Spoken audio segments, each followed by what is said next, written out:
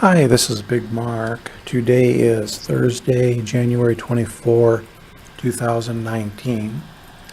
It is early afternoon, and we will continue now in part 2. If you recall, at the tail end of part 1, we were looking at KGB activities in the Third World. So we will pick up with that now in part 2. Okay, it is worth remembering that officially, theoretically, on paper, the job of the KGB was to prevent the downfall of the Soviet Union from within. And it was mainly the job of Soviet military intelligence, the GRU, to prevent the downfall of the Soviet Union from without. However, in practical purposes, both the KGB and the GRU were very active abroad. The KGB not just trying to prevent the downfall of the Soviet Union from within by connecting to people abroad who might be agitating, but also the KGB was in competition with the GRU to steal secrets, to subvert foreign countries, and in particular to help spread the world revolution to foreign powers. The way they would do that is by taking an open society and trying to turn it into a closed society. One of the things that they would do is start getting people thinking about equality of outcome, not equal opportunity, but looking at who has what. This would raise people's expectations, especially among the people who are more socioeconomically disadvantaged. That would get then a conflict that would develop between people's aspirations and the reality of their circumstances. It would lead to discontent. Theoretically, this could drive productivity down, and this could cause problems for unemployment and inflation and so on. This could lead to social unrest, instability, radicalism, ultimately providing an opportunity for someone to seize power in subsequent societal unrest. And this could wind up leaving a closed society, not necessarily with the Soviet Union or a Soviet ally seizing power, but realistically, any type of a closed society, even a hostile one, would be advantageous.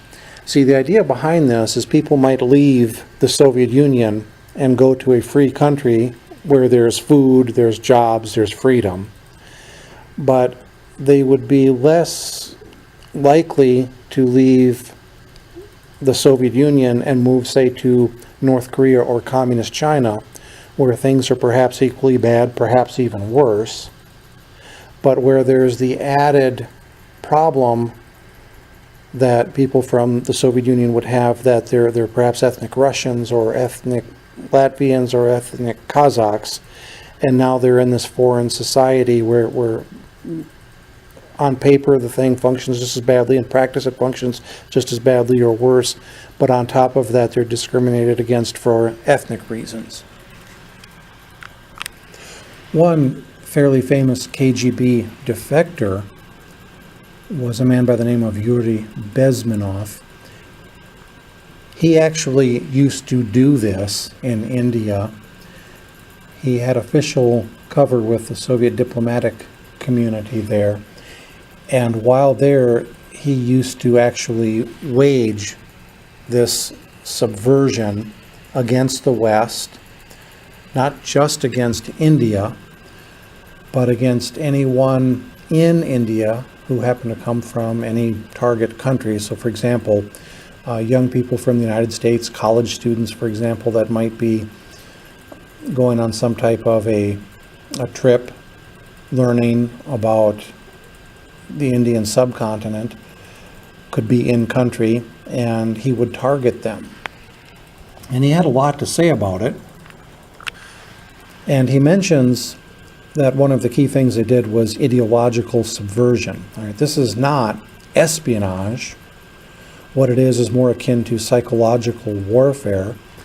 And he points out that the whole idea is to change people's perception of reality. And in this context, in this quote, he's talking about Americans, but this applies to basically anyone in an open society. Change their perception of reality so that no matter how much information you give them, they're not able to come to sensible conclusions about the information that they're given. And if you think about it with America, information flows freely. We have our First Amendment. It's kind of difficult to just shut that down. So they're going to have the free flow of information, but if you can get it so people don't know what to do with the information that they have, then you've accomplished something. So that's what he's talking about here. And he calls it basically a brainwashing process, and he says that it comes in different stages. And the first of those is demoralization. He says at the time that this interview was done, which was in the early 1980s, that it takes about 15 to 20 years to demoralize a nation.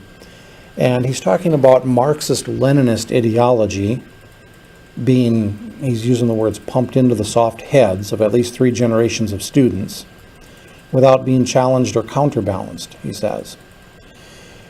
Again, early 1980s, he was saying that Marxism-Leninism had been pumped into 3 generations of American students. And this correlates with something that I've said elsewhere. Almost immediately, when Lenin seized power and began to consolidate power in the wake of the Russian Revolution, again, it was not really a revolution so much as the Bolshevik seizure of power was a coup d'etat. He had to fight the Civil War, but as they were winning the Civil War and consolidating power, they immediately began to spread the revolution around the world. And as I mentioned in part 1, the Union of Soviet Socialist Republics was not just supposed to have the Russian Soviet Federated Socialist Republic, the Kazakh Soviet Socialist Republic. It was supposed to spread. There was supposed to be a French Soviet Socialist Republic, a Norwegian Soviet Socialist Republic. And so that world revolution was supposed to spread around the world, especially quickly into the industrialized nations, Western Europe and North America.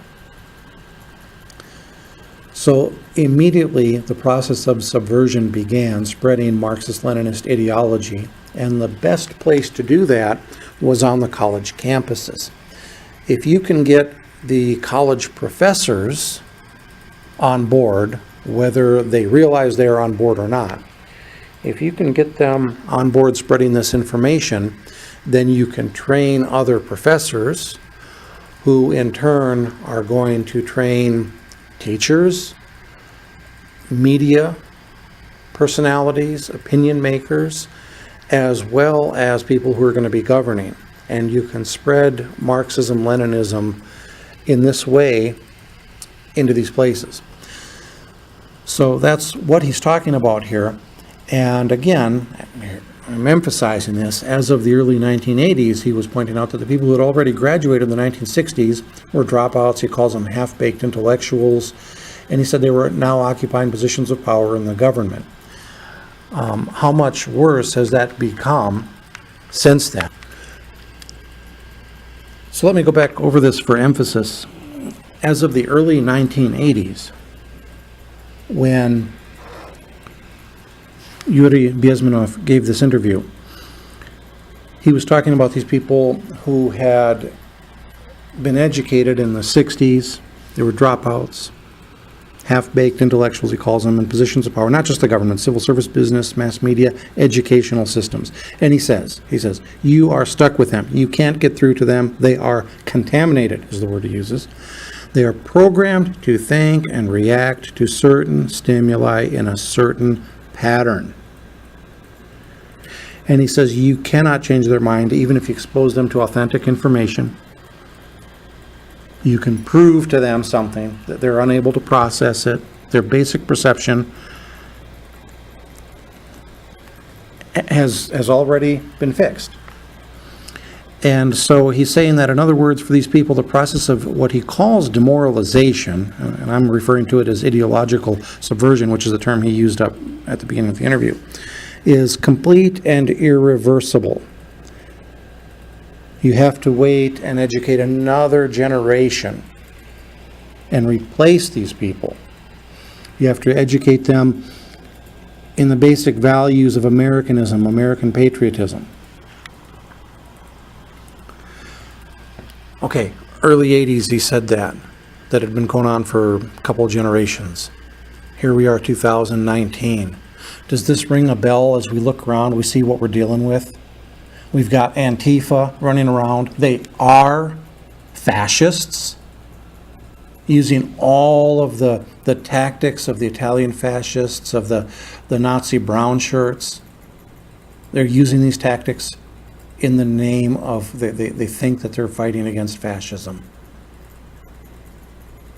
And what fascism exists in America today, other than they themselves?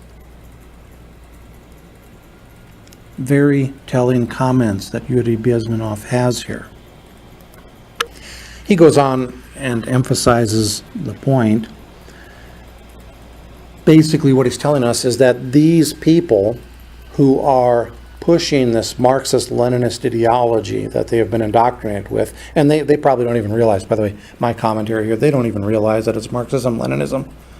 They think that it's something like social justice.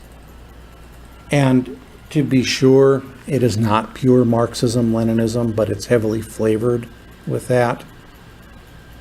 But they've got all kinds of fancy words for it, and they have no idea the extent to which they've been contaminated with these ideas.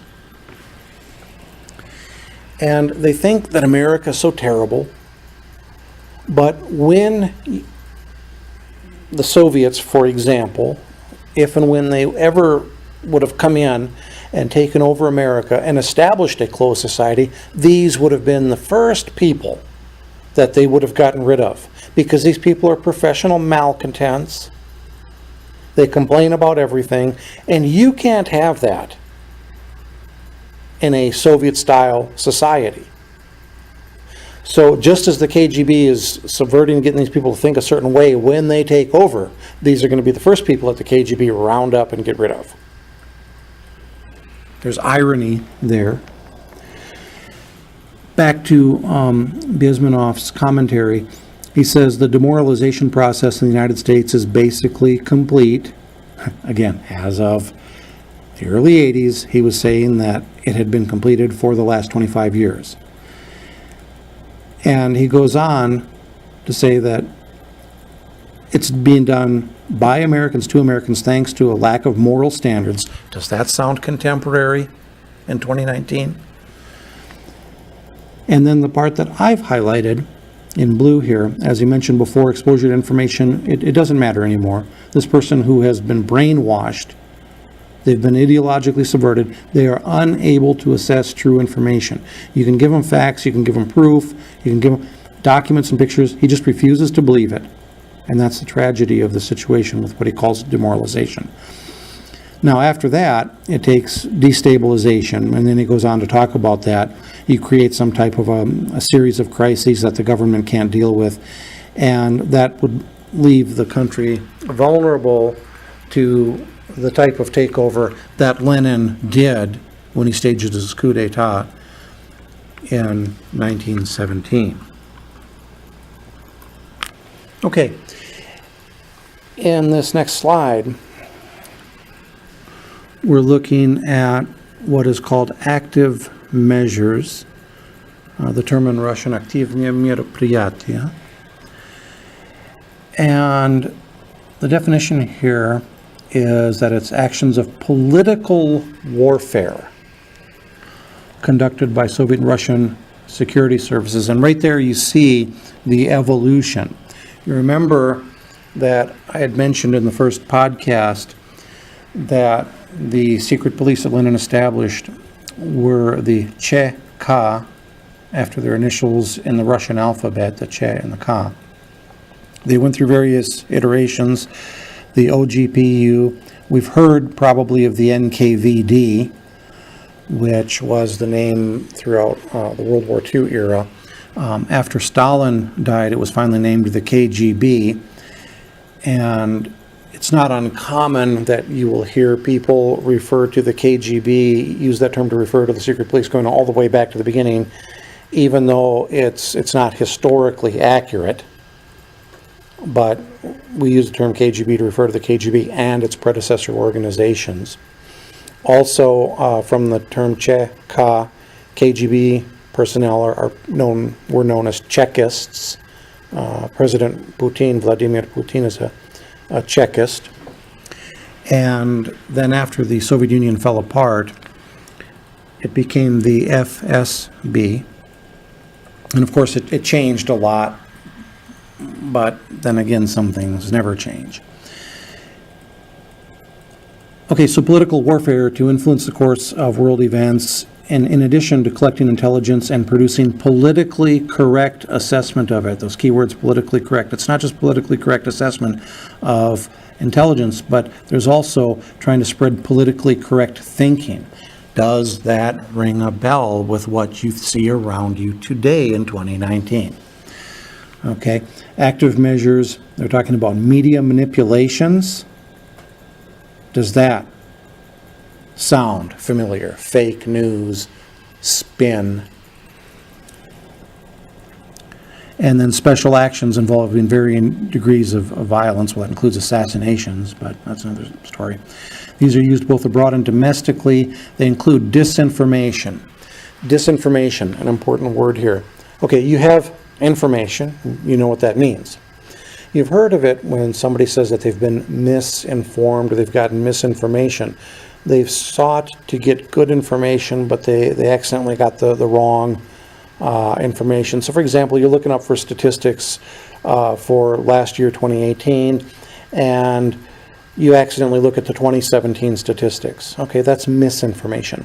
This word here, disinformation, factors in intent. You are deliberately giving somebody bad information. All right, you're deliberately misinforming them. That's what disinformation is all about. And the Soviet regime was excellent at spreading this stuff. They were very, very good at this. The KGB, very, very good at disinformation. And don't think that just went away when the Soviet Union collapsed. You have bureaucratic momentum. There's an entire industry, and it was a big industry in the Soviet Union. Remember what I told you in the last podcast. The KGB was bigger than all of the Western intelligence agencies put together. You take our FBI, you take our Customs and Border Patrol, you take our CIA, you take our NSA. You take our Defense Intelligence Agency. A lot of people haven't even heard of some of these organizations. Put them all together. Add in the British equivalents. Add in the French equivalents. Add in the Italian, the German, the Norwegian. Put them all together. The KGB was bigger. And something that big doesn't just go away. All of those programs don't just stop. A lot of that stuff, it continues on. It evolves. Okay? So that disinformation has continued. It's been, a quarter century, a little more, since the Soviet Union collapsed. Actually, we're coming up on 3 decades. But you also see that the Kremlin controls a lot of the information in the mainstream Russian media. You see that they control the information here in American media. RT, a lot of people like RT. They talk about stories and they give us a perspective on it that we don't see in American mainstream media. But RT, Russia Today, they're funded in part by the Kremlin. And the worst lies are the lies that aren't total lies. They've got some truth mixed into it. So if you do good reporting on good stuff, and you mix in a little bit of propaganda, maybe you don't realize you're doing it because you yourself have been subject to this brainwashing, that's when your campaign is going to be effective. So propaganda, counterfeiting official documents. Of course, we mentioned assassinations, political repression. Notice penetration of the churches, persecution of political dissidents.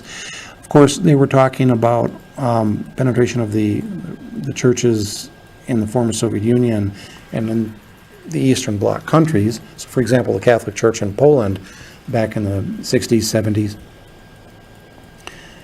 But don't think that isn't going on here in the West as part of the general subversion campaign. Okay, they also talk about here front organizations, foreign communist parties. Remember that the government of the Soviet Union essentially was the mirror image of the Communist Party structure, the Communist Party of the Soviet Union, and that Soviet Union was ultimately going to include all of these other republics. Like I said, there's going to be a French Soviet Socialist Republic, a German Soviet Socialist Republic. All of the communist parties of those countries had to be subordinated to the Communist Party of the Soviet Union, and then the governments, in the long run, were going to be subordinated to the Soviet government, which in turn was going to take orders from the Communist Party of the Soviet Union. So it's not like here in the United States where you have a government and then you have political parties that compete for positions in the government. It's quite the other way around. They built their political party, especially Lenin, built his political party by murdering his opponents. Once he had complete power established, it was a top-down process within the political realm, and then this was superimposed. This was basically took over governing of the Soviet Union. You have to kind of imagine kind of like the Borg in Star Trek: The Next Generation, if you ever watched that. Okay, they just get in and take over the host. Well, it wasn't really a host. These guys were just basically taking orders from the Communist Party of the Soviet Union. Okay, so a retired KGB Major General, Oleg Kalugin, hope I'm pronouncing that right, Kalugin, he was Director of Foreign Intelligence for the KGB, and he says that these active measures, all these things we're talking about, the disinformation, the propaganda, counterfeiting, assassinations, was the heart and soul of Soviet intelligence, not information and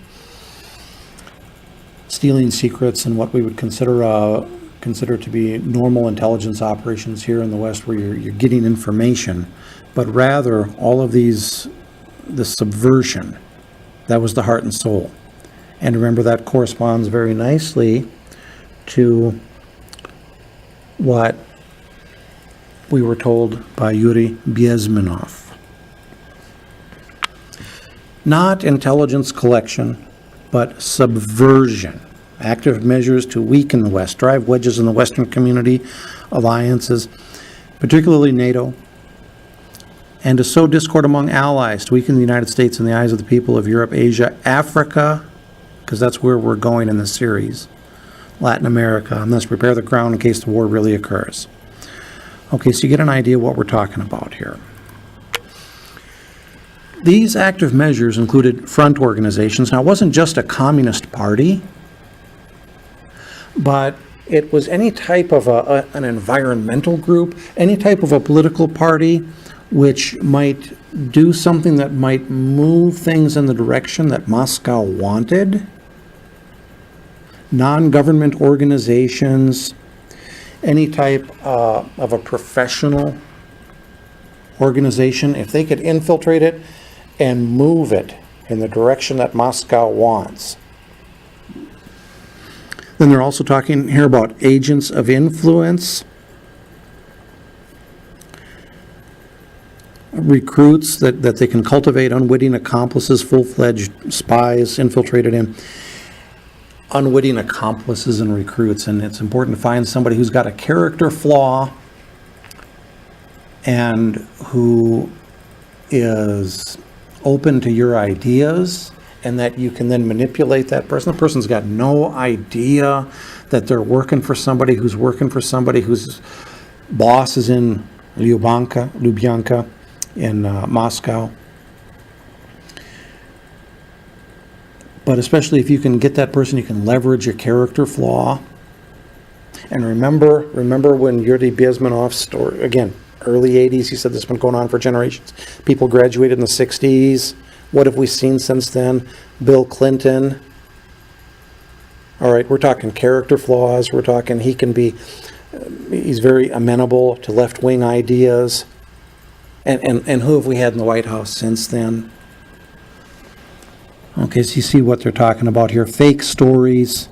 They used to place the disinformation not into the Soviet media because that was too obvious, but if they could use, sometimes they had to use openly communist pro-Soviet publications, but if they could get them anywhere, if they could place that story where it would get traction into academic papers, into even fringe journalism, as long as it wasn't too closely tied to the Soviet Union, so it wasn't too obvious.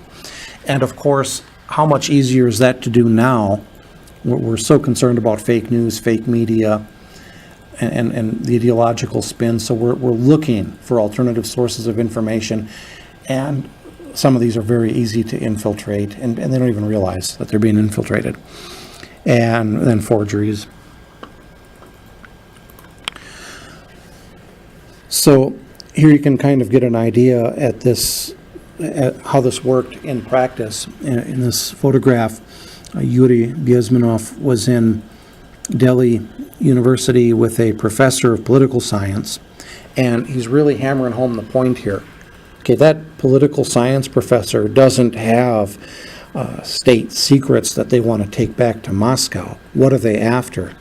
Well, they're after the brains of the kids. Indoctrination, trying to get that professor to produce people who are amenable to left-wing ideology. And then some of those people are going to be professors, and it kind of snowballs.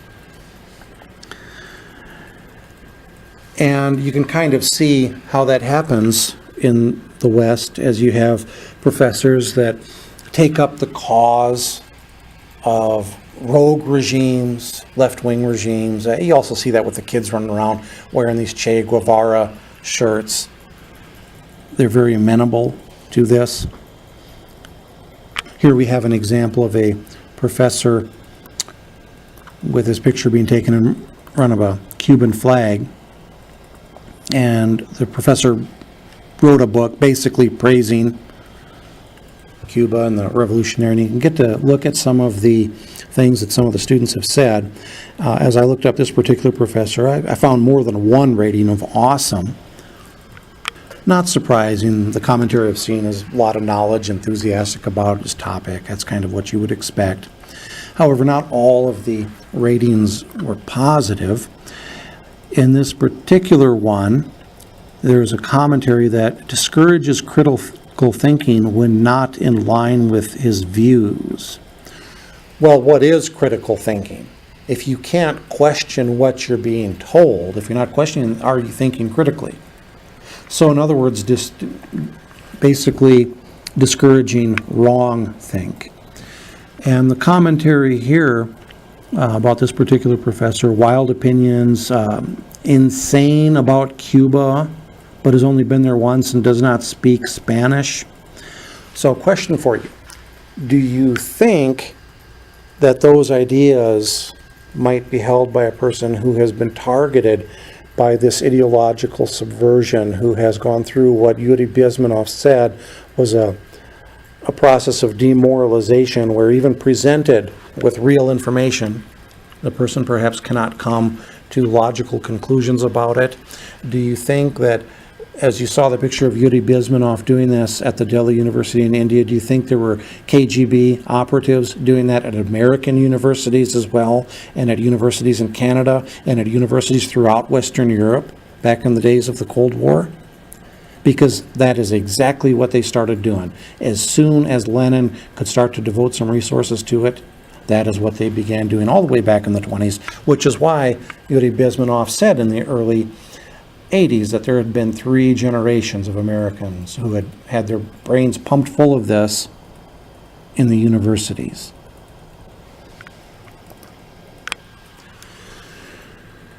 Okay, I'm going to conclude part 2 here, and when we pick up part 3, we are going to move to Angola and take a look at this in practice.